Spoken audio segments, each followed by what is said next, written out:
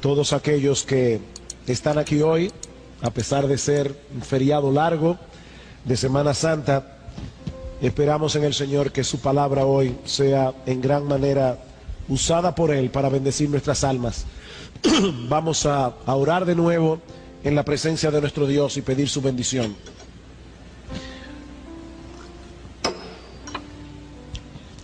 Padre, una vez más nosotros queremos acercarnos a ti y te suplicamos, Señor, que ante el tema que vamos a tratar en esta mañana, tú uses tu Espíritu para darnos entendimiento de estas cosas y para cambiar cualquier visión distorsionada que nosotros podamos tener relacionadas con el tema que vamos a tratar, porque te lo pedimos en el nombre de Cristo. Amén.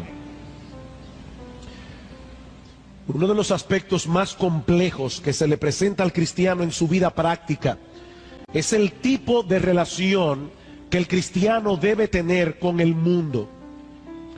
Por un lado, la Biblia nos enseña que los creyentes ya no le pertenecen al mundo, que somos extranjeros y peregrinos en un mundo hostil que presenta una activa oposición contra Dios y contra su pueblo. Y debo aclarar, por amor a aquellos que nos visitan en esta mañana, que cuando la Biblia habla en esos términos como enemigo de Dios o como enemigo del creyente, no se refiere al planeta en que vivimos. Se refiere más bien a un sistema de pensamiento que se opone al carácter y a la voluntad de Dios y al estilo de vida que ese sistema de pensamiento produce. En ese sistema de pensamiento mundano, no es la gloria de Dios la que debemos procurar por encima de todo, sino nuestra propia gloria y nuestro propio placer. Lo importante no son las cosas que trascienden esta vida, las cosas que tienen valores eternos, sino aquellas que me brindan una satisfacción inmediata y temporal.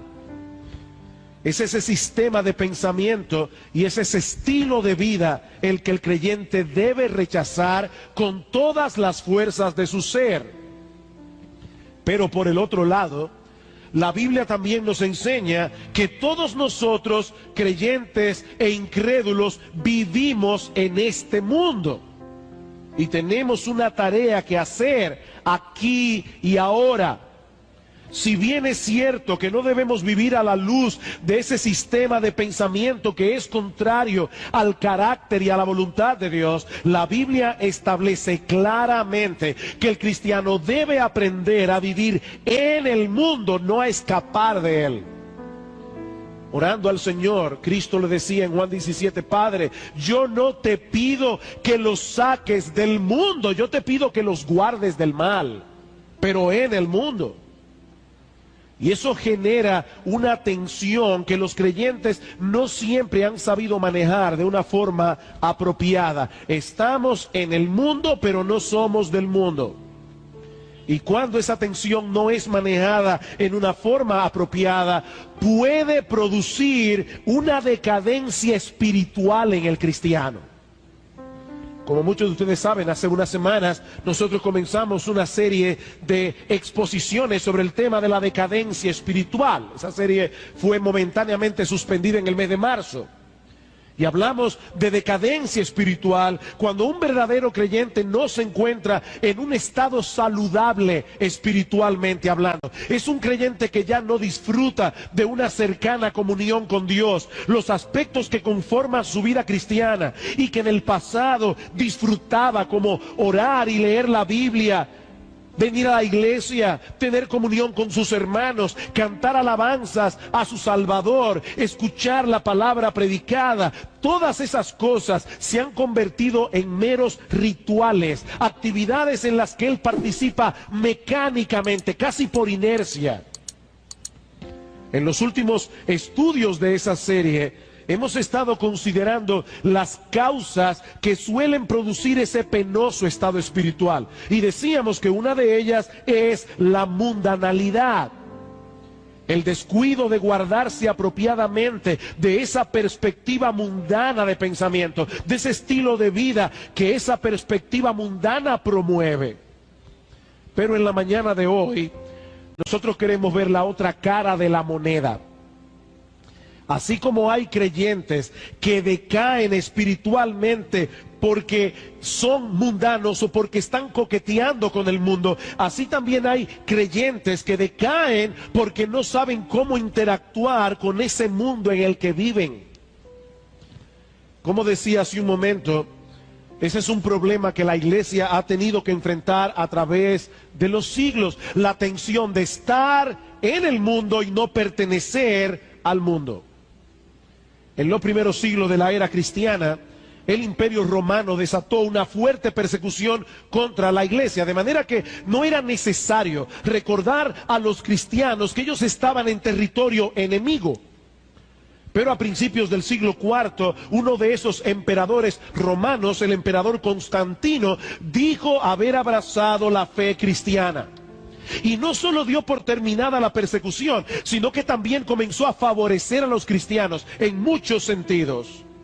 Repentinamente, esos cristianos que habían sido perseguidos por más de 2 siglos pasaron a ser personas favorecidas por el imperio. Se construyeron catedrales. Los cristianos comenzaron a ocupar puestos públicos. Algunos obispos se convirtieron en consejeros cercanos del emperador. Aquello parecía la llegada del milenio. Todo parecía sonreírle a la iglesia. Pero muchos no estaban contentos con el cambio de estatus, porque percibieron en esa nueva bonanza un peligro potencial para el cristianismo, sobre todo el peligro de que la mundanalidad arropara a muchos que profesaban ser cristianos y que ahora no veían el mundo como un enemigo, sino como un aliado. Lamentablemente, en vez de desarrollar una perspectiva bíblica del tipo de relación que los creyentes deben tener con el mundo, muchos decidieron apartarse literalmente de él, y así nacieron los monasterios medievales. Hombres y mujeres que profesaban la fe cristiana, pero que llegaron a la conclusión de que la única forma en que se podía vivir un cristianismo auténtico era aislándose de la sociedad. Y aunque el movimiento monástico nunca encontró eco en el protestantismo, mis amados hermanos, el espíritu del monasticismo todavía está vivo en la conciencia de muchos cristianos evangélicos. Cristianos verdaderos que no saben cómo interactuar con el mundo en una forma apropiada. Y lo que yo quiero que veamos en esta mañana es la manera como esto incide en nuestra vida cristiana y cómo esto puede llegar a producir decadencia espiritual. Un tema extraño, pero un tema importantísimo. Y antes de pasar a considerar directamente este asunto, yo quisiera tomar un tiempo para que pongamos en perspectiva cuál es el lugar que ocupa el hombre en el mundo, y el hombre cristiano incluido, en el contexto de la doctrina bíblica de la creación, sobre todo a la luz de los primeros capítulos del libro del Génesis. Libro del Génesis, capítulo 1. ¿Cuál es el lugar que ocupa el hombre en la doctrina bíblica de la creación? Aunque la biología moderna se ha empeñado en presentar al hombre como un animal, claro, ellos dicen un animal racional, pero animal a final de cuentas, en el primer capítulo del Génesis nosotros vemos una diferencia marcada entre la creación del hombre y el resto de los seres vivos que pueblan este planeta. Noten el capítulo 1, versículo 11 y 12. Después dijo Dios: produzca la tierra hierba verde, hierba que dé semilla, árbol que dé fruto, árbol de fruto que dé fruto según su género, que su semilla esté en él sobre la tierra. Y fue así. Produjo pues la tierra hierba verde, hierba que da semilla según su naturaleza, y árbol que da fruto cuya semilla esté en él según su género. Y vio Dios que era bueno. Versículo 20. Dijo Dios: produzcan las aguas seres vivientes y aves que vuelen sobre la tierra en la abierta expansión de los cielos. Y creó Dios los grandes monstruos marinos y todo ser viviente que se mueve, que las aguas produjeron según su género, y toda ave alada según su especie. Y vio Dios que era bueno. Versículo 24. Luego dijo Dios: produzca la tierra seres vivientes según su género, bestias y serpientes y animales de la tierra según su especie. Y fue así. E hizo Dios animales de la tierra según su género, y ganado según su género, y todo animal que se arrastra sobre la tierra según su especie. Hermanos, es evidente que hay un énfasis en según su género, según su especie, según su naturaleza. Pero entonces llegamos al versículo 26. Y ahora Dios se dispone a crear al hombre.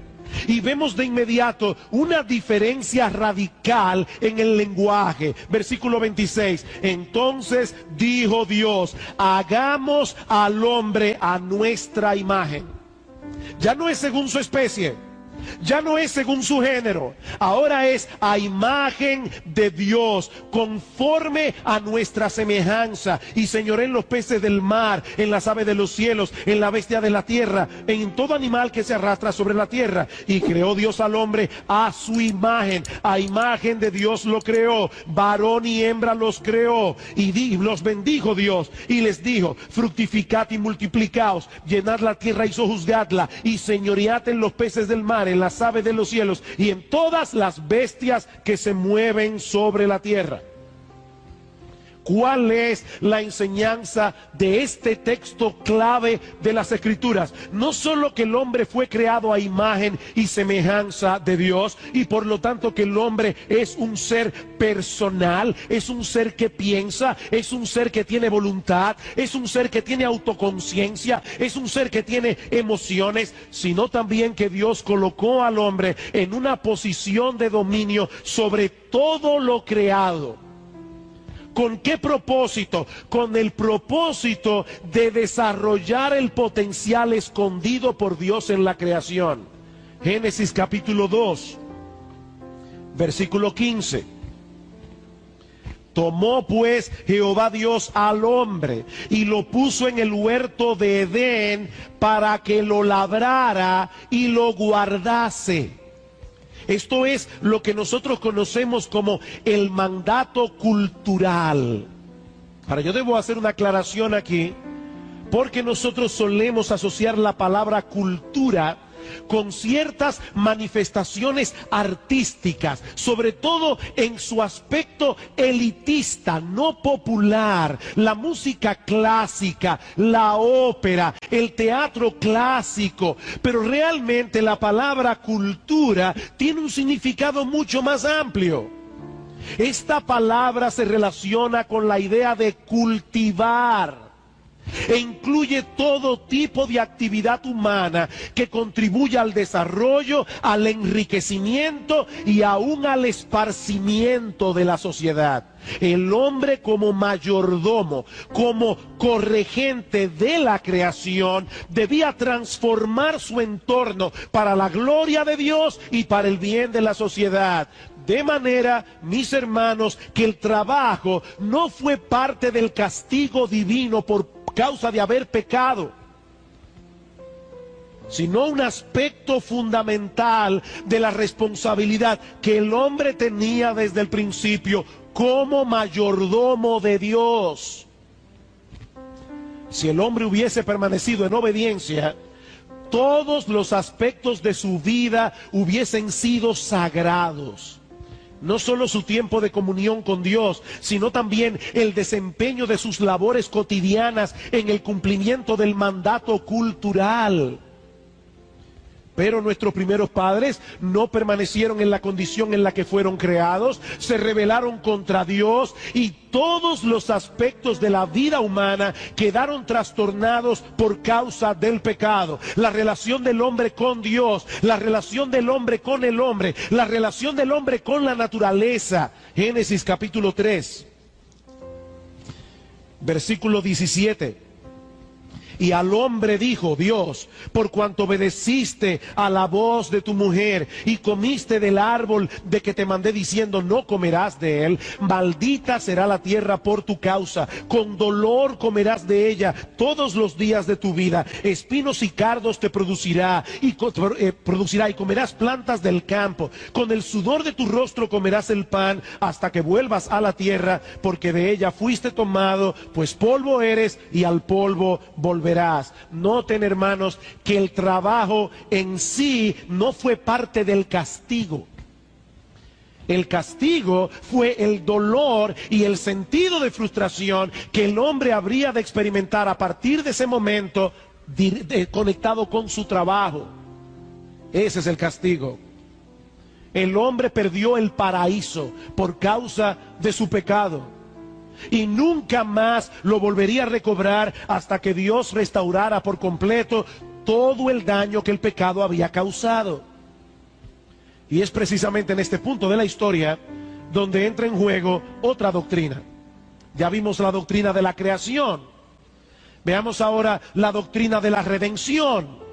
Tan pronto el pecado hizo su entrada en el mundo, Dios hizo la promesa de enviar un redentor.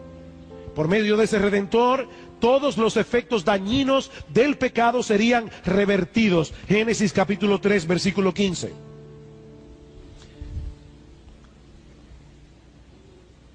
Y pondré enemistad entre ti y la mujer, entre tu simiente y la simiente suya. Esta te herirá en la cabeza y tú la herirás en el calcañar. Dios está prometiendo, va a venir un hombre nacido de mujer que va a aplastarle la cabeza a la serpiente. Y a partir de esa promesa, Dios comienza a revelar a su pueblo detalle tras detalle acerca de ese redentor que habría de venir. De hecho, todos los judíos del Antiguo Testamento que se salvaron porque esperaban con fe el cumplimiento de esa promesa. Ahora, hermanos, y esto es de suprema importancia, ¿qué sucedió después de la entrada del pecado en el mundo con el mandato cultural que Dios le había dado al hombre en el huerto del Edén? Continúa siendo un deber del hombre desarrollar el potencial de la creación para la gloria de Dios y para el bien de la sociedad humana. Por supuesto que sí. Tanto creyentes como incrédulos tienen la responsabilidad de cultivar la creación. Y tanto creyentes como incrédulos han sido dotados de diversas capacidades para llevar a cabo esa labor, aunque los incrédulos no reconozcan que es Dios que los ha capacitado en su gracia común. Noten cómo continúa la historia bíblica después de la entrada del pecado. Génesis capítulo 4. Dios había prometido a Adán y a Eva que de la simiente de la mujer vendría el Redentor. Por eso cuando Eva sale embarazada por primera vez, tal parece que ella creyó que había concebido al Salvador prometido. Dice capítulo 4 versículo 1: conoció Adán a su mujer Eva, la cual concibió y dio a luz a Caín, y dijo: por voluntad de Jehová he adquirido varón. Algunos eruditos creen que esa frase debe ser traducida: con la ayuda del Señor he dado a luz al hombre. Ese es el hombre. Por eso le llamó Caín. De paso, hermano, pocas veces las madres han cometido un error de juicio tan grande como el de Eva. A su primer hijo le llamó Caín. Un nombre que algunos eruditos traducen como posesión e incluye la idea de valía. Este es el hombre, este es el Redentor prometido. Y al segundo hijo le llamó Abel, que significa vanidad. Esa es la misma palabra que aparece en Eclesiastés capítulo 1 versículo 2 cuando dice: vanidad de vanidades, Abel de los Abeles, todo es vanidad. Pero en vez del Redentor, ese hijo primogénito vino a ser el primer homicida de la historia cuando mató a su hermano por envidia. Pero entonces, en la historia bíblica, nosotros vemos que Dios hace algo bien extraño. no solamente le perdona la vida a Caín a pesar de su homicidio, sino que también decide protegerlo para que otros no le hagan a él lo que él le hizo a su hermano. Génesis capítulo 4, versículo 14. Dice Caín a Dios: he aquí me echas hoy de la tierra, y de tu presencia me esconderé, y seré errante y extranjero en la tierra, y sucederá que cualquiera que me hallare me matará. Y le respondió Jehová: ciertamente cualquiera que matare a Caín 7 veces será castigado. Entonces Jehová puso señal en Caín para que no lo matare cualquiera que le hallara. Y nosotros nos preguntamos: ¿y cuál fue el propósito de Dios de dejar a Caín en vida? De dejarlo vivo. Sigamos leyendo. Versículo 16. Salió pues Caín de delante de Jehová y habitó en tierra de Nod, al oriente de Edén, y conoció Caín a su mujer. Algunas personas creen que ya, porque leyeron ese versículo, descubrieron un error en la Biblia, porque ¿con quién se casó Caín? Se casó con una de las hijas de Adán y Eva, con una de sus hermanas, porque en ese tiempo no había ningún problema en que eso pasara. Era la única manera en que se podía poblar la tierra. Eso no es ningún inconveniente. Dios es Dios, y Él puede decidir cuando quiera cambiar una ley que Él mismo puso. Pero sigamos leyendo. Conoció Caín a su mujer, la cual concibió y dio a luz a Enoc. ¿Y qué hizo Caín? Edificó una ciudad y llamó el nombre de la ciudad del nombre de su hijo Enoc. Y luego continúa narrando sobre la genealogía de Caín. Dice en el versículo 20: y Ada dio a luz a Jabal, el cual fue padre de los que habitan en tiendas y crían ganados. Y el nombre de su hermano fue Jubal, el cual fue padre de todos los que tocan arpa y flauta. Y Sila también dio a luz a Tubal Caín, artífice de toda obra de bronce y de hierro. Los descendientes de Caín comenzaron de inmediato a cumplir el mandato cultural.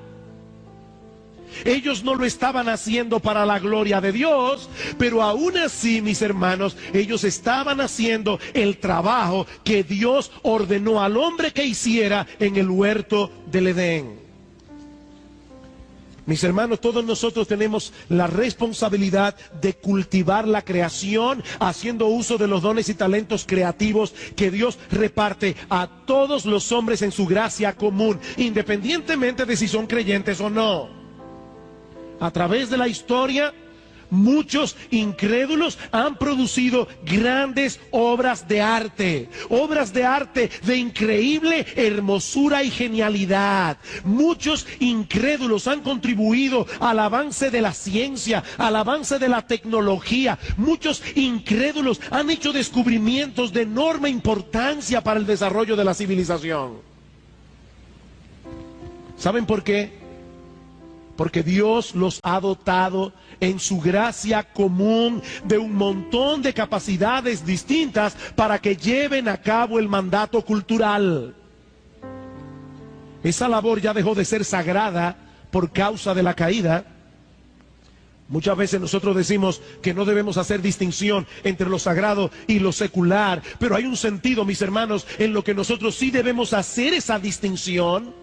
En la Biblia nosotros vemos una separación marcada entre el reino de Dios, el avance del reino de Dios y el quehacer temporal que el hombre debe llevar a cabo en este mundo. Hay una diferencia entre lo secular y lo sagrado, en el sentido de que hay cosas que pertenecen a la vida aquí y ahora, mientras que hay otras que son separadas de su uso común para el uso exclusivo de la adoración a Dios.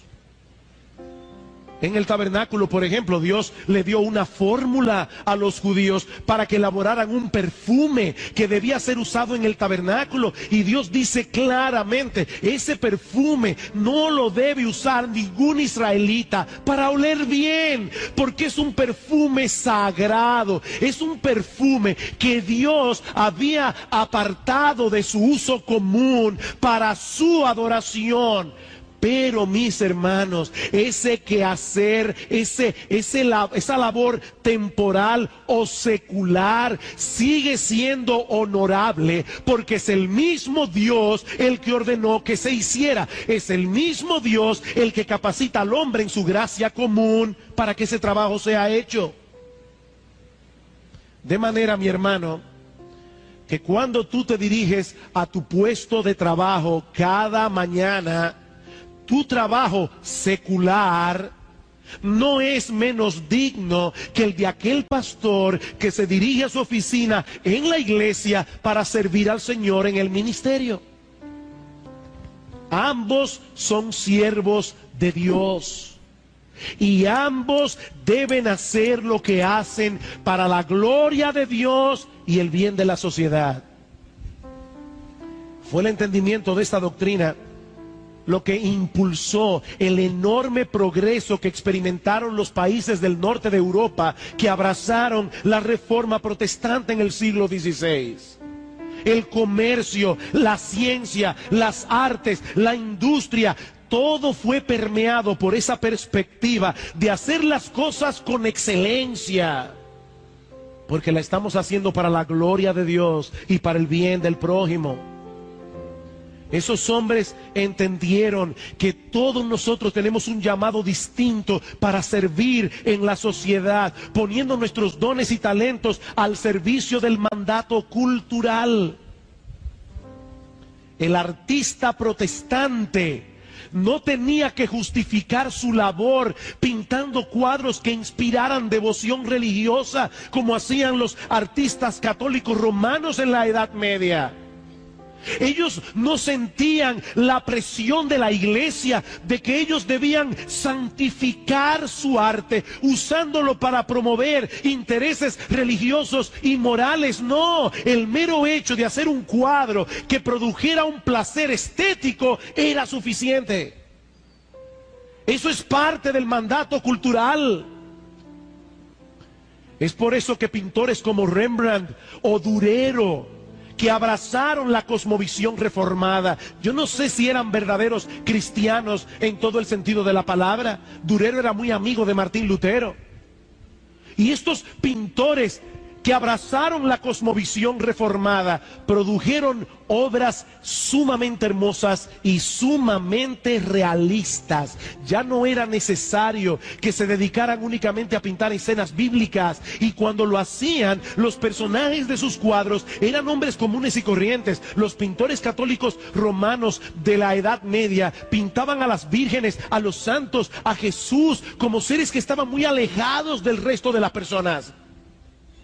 Ellos ya dejaron de pintar los cuadros así. Hay un cuadro de Rembrandt sobre la crucifixión del Señor. Y cuando uno ve el cuadro, uno se da cuenta del pensamiento que Rembrandt tenía. El cuadro pinta a Jesús como un ser humano normal, porque eso era lo que era Jesús. Ahora, ¿saben cuál detalle incluyó Rembrandt en el cuadro? Se incluyó a sí mismo cargando la cruz donde Cristo fue crucificado. De esa manera Rembrandt estaba diciendo: yo fui uno de los que lo clavó en la cruz del Calvario. Tenían otra forma de pensar. Como dice Michael Horton, la reforma enfatizó la verdad de que Dios se había hecho humano en la persona de Cristo, dignificando así la vida terrenal y secular. La creación era un motivo digno de ser plasmado en un lienzo, porque era la creación de Dios.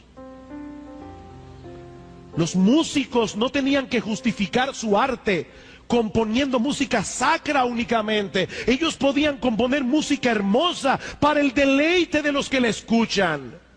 Esa era la mentalidad de Johann Sebastian Bach, un cristiano a carta cabal. Esa era la mentalidad de Händel. Ellos no tenían que justificar su acción artística, porque eso era parte del mandato cultural. Un autor cristiano llamado Hans Ruckmaker, fundador del Departamento de Historia del Arte en la Universidad Libre de Ámsterdam, este hombre resumió de manera genial este pensamiento en el título de uno de sus libros. Se titula "El arte no necesita justificación". El arte no necesita justificación. Pero ¿saben qué, mis hermanos? Lo mismo podemos decir de cualquier otra vocación. Un arquitecto cristiano no tiene que justificar su labor profesional diseñando iglesias. Un juez cristiano no ha sido llamado a cristianizar la sala del juzgado, orando antes de cada juicio o leyendo una porción de la Biblia. Lo que él hace es lo que él debe de hacer: impartir justicia. Eso es parte del mandato cultural. Por supuesto, ellos no pueden dejar de ser cristianos en el desempeño de su vocación, pero al mismo tiempo deben empeñarse en hacer las cosas con excelencia, porque tienen una clara conciencia de que están sirviendo a Dios y a su generación con todo lo que ellos hacen. Pocos textos de la Biblia presentan esta enseñanza tan clara como Colosenses capítulo 3. Colosenses capítulo 3.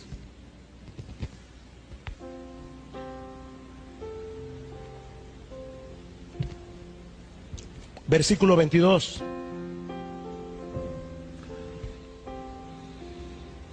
Siervos, obedeced en todo a vuestros amos terrenales. Como hoy día la palabra siervo puede interpretarse de otra manera, tenemos que entender que Pablo está escribiendo aquí a los esclavos cristianos. Personas que le pertenecían a un amo. Algunos de esos esclavos tenían preparación académica y funcionaban como tutores o maestros de los niños en la casa. Pero otros esclavos lo que hacían era la labor de un esclavo: limpiar pisos, hacer la comida, mantener la casa en orden. ¿Y qué les dice Pablo a estos siervos cristianos? Obedeced en todo a vuestros amos terrenales, no sirviendo al ojo como los que quieren agradar a los hombres, sino con corazón sincero, temiendo a Dios. Y todo lo que hagáis, desde limpiar un baño hasta hacer la comida, todo lo que hagáis, hacedlo de corazón, como para el Señor y no para los hombres, sabiendo que del Señor recibiréis la recompensa de la herencia, porque a Cristo el Señor servís. Pablo les está diciendo: siervos, aparte de lo que su amo les pide, ustedes tienen un mandato de Dios. Cristo es vuestro Señor y ustedes sirven a vuestro Señor no solamente cuando vienen a la iglesia y cantan himnos y escuchan su palabra, sino cuando limpian una gaveta, cuando ordenan las ropas, cuando hacen la comida, cuando limpian el piso. Hasta aquí ya me imagino a algunos pensando: bien, pastor, todo eso está fantástico, pero ¿qué tiene que ver todo eso con la decadencia espiritual? Porque ese es el tema que estamos tocando en esta serie. Bueno, eso es lo que yo quiero responder en los próximos minutos. Mis hermanos, cuando un creyente no tiene un claro entendimiento del tipo de relación que debemos tener con el mundo, tres cosas pueden ocurrir que terminen minando su salud espiritual. ¿Qué puede ocurrir? En primer lugar, una disociación entre Dios y su vida secular. Este creyente ve muy poca o ninguna relación entre su vida laboral y su cristianismo. Inconscientemente, él contempla estos dos aspectos de su vida como dos líneas paralelas que nunca o casi nunca se juntan. Y como resultado de esa disociación, este cristiano mantiene a Dios alejado de uno de los renglones más importantes de su vida. ¿Cuántas horas te pasas tú a la semana en tu trabajo? Calcula. Y estoy incluyendo a las amas de casa. Ustedes también tienen un trabajo.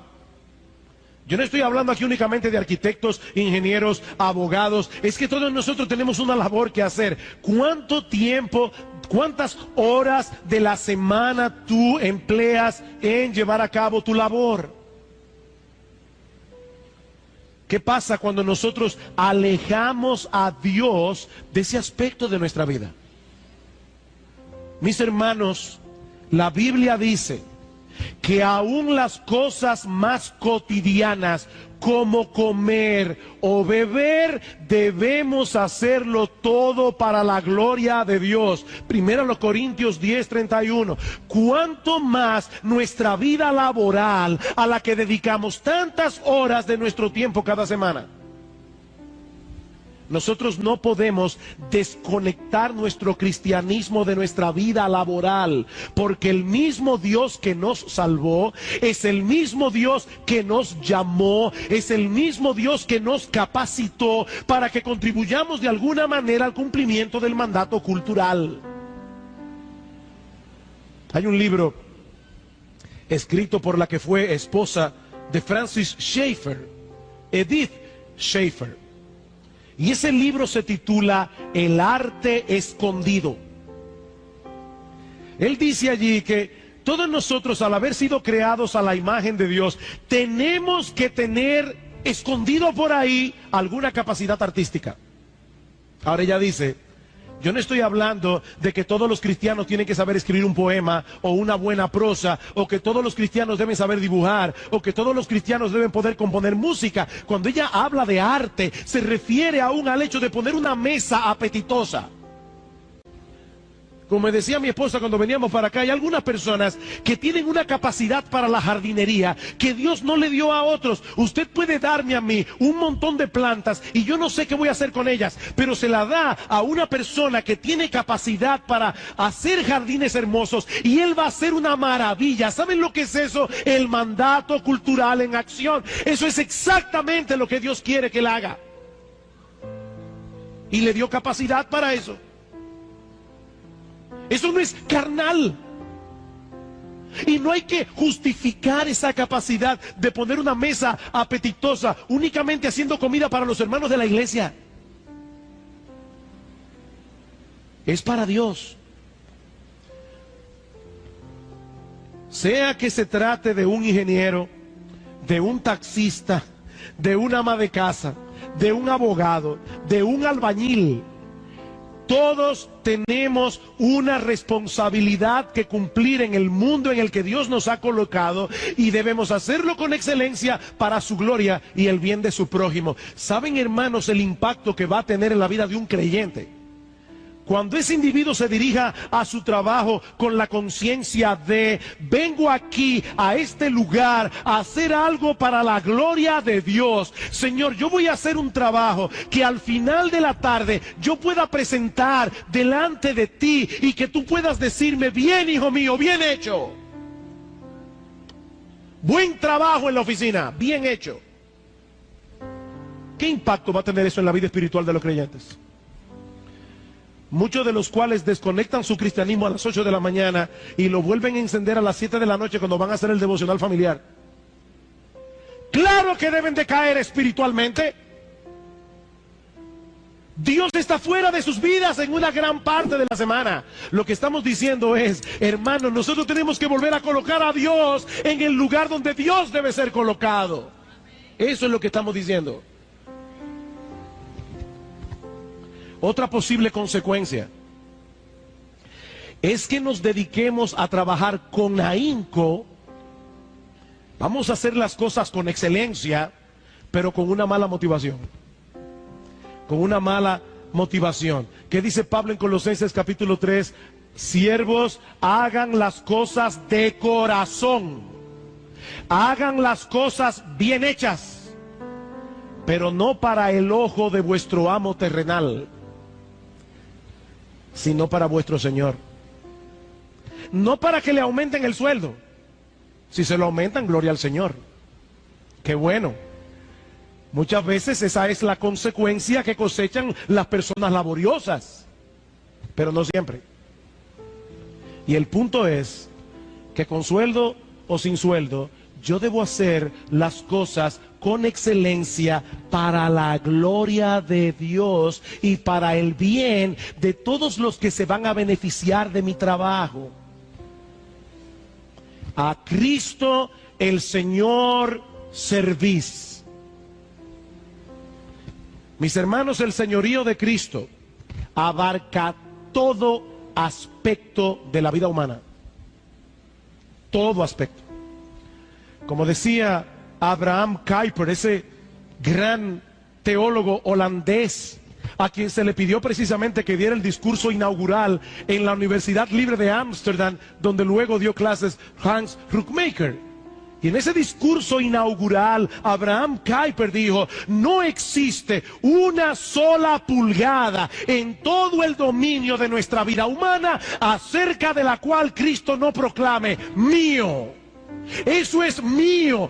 Todo dominio de la vida humana, Cristo dice, es mío. Yo soy Señor de cada una de esas cosas. Y es precisamente por esa razón que todo lo que hagamos debemos hacerlo de corazón. ¿Saben lo que ocurre cuando un creyente saca a Dios de su vida laboral? Cuando él no ve ninguna relación entre su trabajo y su cristianismo, que entonces se dedica al trabajo con una motivación incorrecta. Eso es lo que sucede. El empeño que pone en hacerlo bien, en vez de ayudarlo espiritualmente, está alimentando su codicia y su deseo de gloria. Y si hay algo que va a llevar a un cristiano a decaer espiritualmente, es su codicia y su vanagloria. Mi hermano, déjame hacerte una pregunta. ¿Qué te motiva a levantarte cada mañana? Por favor, piénsalo. ¿Cuál es tu motivación para levantarte cada mañana y dirigirte a tu trabajo?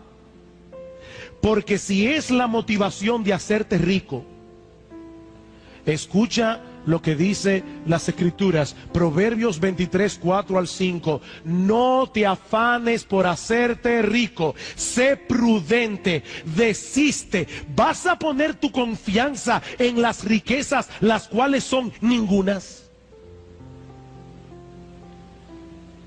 Es una imprudencia, dice la Biblia, querer ser rico.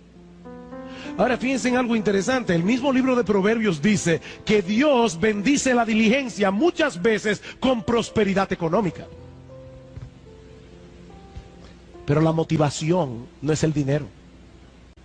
La motivación es la gloria de Dios y el bien de las almas. Efesios 4:28. El que hurtaba, no hurte más, sino que trabaje haciendo con sus manos lo que es bueno. ¿Para qué? Para que tenga que compartir con el que padece necesidad. ¿Qué perspectiva más diferente de las riquezas y de los bienes? Primera Timoteo 6:17. Pablo le dice a Timoteo: a los ricos de este mundo mándales que no sean altivos, que no pongan su esperanza en las riquezas, las cuales son inciertas. Aún a los ricos Pablo les dice: no pongan su esperanza en las riquezas, que hoy las tienes y mañana se evaporan. Pon tu confianza en el Dios vivo, el cual nos da todas las cosas en abundancia para que las disfrutemos. ¿Cuál es tu motivación para hacer bien tu trabajo?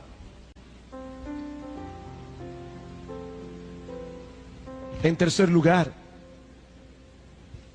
y por último, un creyente que ignore el tipo de relación que debe tener con el mundo puede que genere un complejo de culpa permanente en el desempeño de su labor, excepto cuando tiene la oportunidad de compartir el evangelio con un compañero de trabajo. Él piensa que él pudiera estar dedicado a una labor más espiritual. Y aunque él va a su trabajo, pero hay un sentimiento de culpa permanente allí. Y por si acaso, hermanos, no es que nosotros veamos ningún problema en que un cristiano tenga el deseo de compartir el mensaje del evangelio con otros. Así debe ser. Pero el creyente no debe ver el trabajo como un mal necesario que solo se justifica cuando de alguna manera nosotros podemos conectarlo con el evangelismo o con las misiones, porque esa no es la perspectiva que la Escritura nos da. La vida laboral, así como la vida artística, no necesita ese tipo de justificación. Vale por sí mismo. Por supuesto, el hecho de ser cristiano, eso ejercerá una influencia determinante en nuestra ética laboral.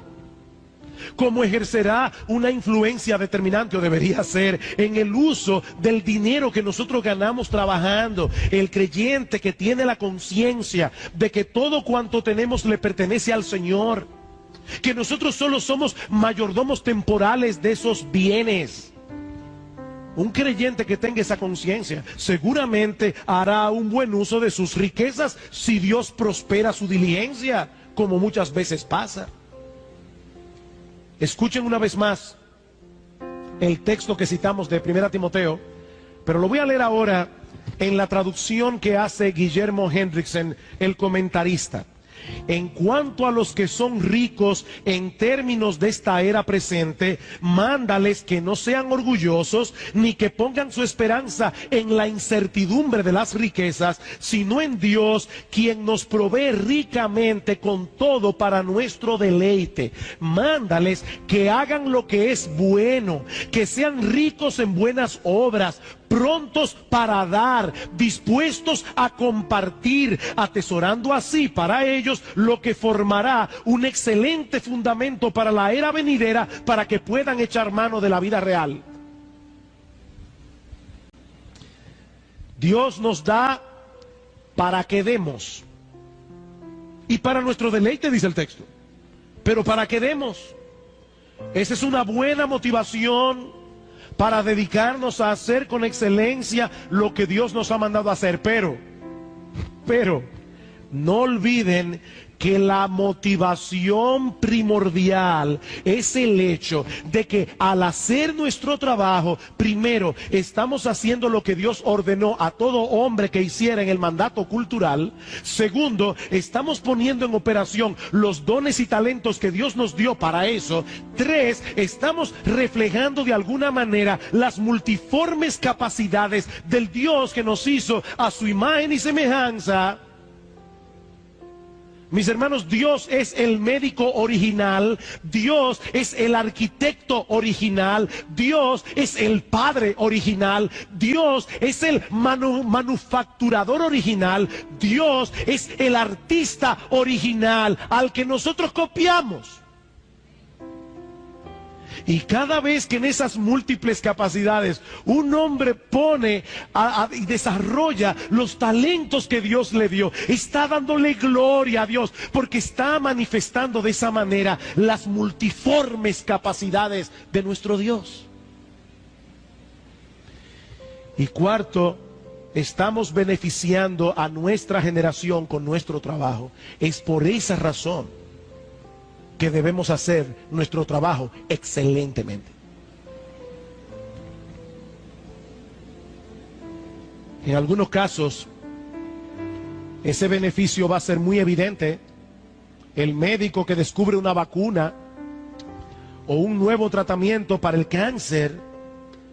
Pero en otros casos, hermanos, ese beneficio que va a cosechar la sociedad no va a ser tan evidente. ¿Qué pasaría en República Dominicana si la mayoría de las madres se dedicaran a hacer su trabajo, a criar a sus hijos en la disciplina y amonestación del Señor? Y estoy mencionando a las madres de manera particular, no porque estoy excluyendo a los padres, porque la principal responsabilidad es de los padres. Estoy mencionando a la madre porque nuestra generación ha calado aún en la iglesia la idea de que una mujer preparada, una mujer inteligente, no puede ser que se quede como una mediocre en su casa. Y yo sé que hay muchas madres que tienen que trabajar por necesidad. Yo no estoy hablando de eso. Yo estoy hablando de esa mentalidad de que una mujer no debe ser ama de casa, no debe ser madre para realizarse como mujer. Y nuestra sociedad está cosechando con creces los resultados de esa mentalidad diabólica y mundana.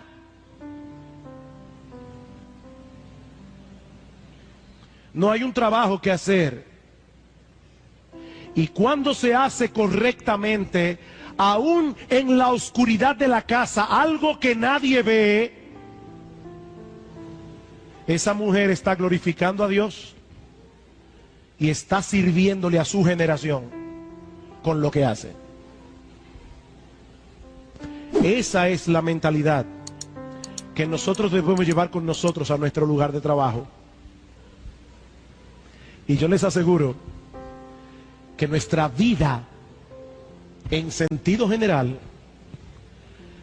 va a estar conectada con la persona de Dios y la palabra de Dios todo el tiempo. Todo el tiempo. Mis hermanos, que Dios nos ayude a contemplar nuestras vocaciones y labores respectivas desde una perspectiva bíblica, para que no terminemos cosechando una decadencia espiritual en nuestras vidas al sacar a Dios fuera de nuestra existencia, cuando menos 8 horas cada día. Que el Señor nos ayude. Vamos a orar. Padre, nosotros queremos darte muchas gracias,